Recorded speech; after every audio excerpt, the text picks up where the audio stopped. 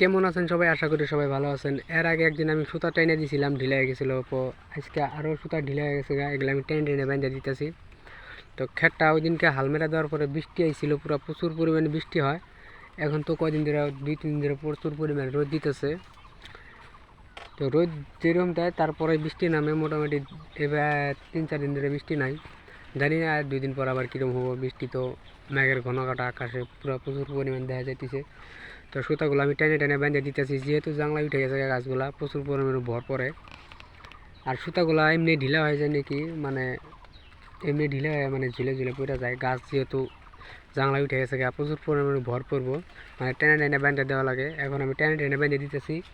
আর এর আগে যে হাল মেরে দিলাম, বর্তমান ক্ষেতটা অনেক পরিষ্কার দেখা যাইতেছে। মোটামুটি ঘাস আছে কিছু কিছু, আর অল্প ঘাস বাড়লে গেলে আবার হাল মেরে দেওয়া লাগবো। তো যেহেতু জাংলায় গাছগুলো উঠে পড়ছে, আর ফল কীরকম আইছে আমি দেখানোর চেষ্টা করতেছি। দেখেন কীরকম ফলগুলো আইছে।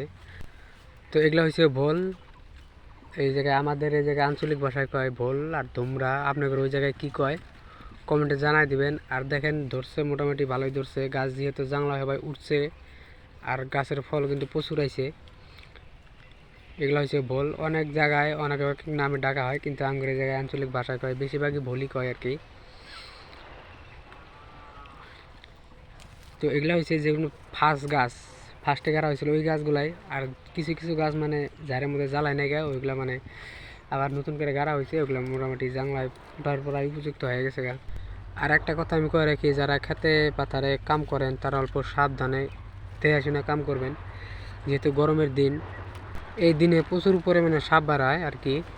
অলরেডি আমি একটা সাপ অল্প আগে মারলাম, দাঁড়া সাপ, অনেক বড় সাপ।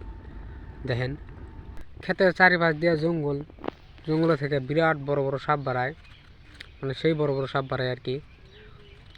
মানে খুব একটা ভয়ঙ্কর ব্যাপার, মানে কখন কোন সময় কি হবো কোয়া যায় না। এদিকে তৃতীয় করলেও মোটামুটি ধরা শুরু হয়ে গেছে গা।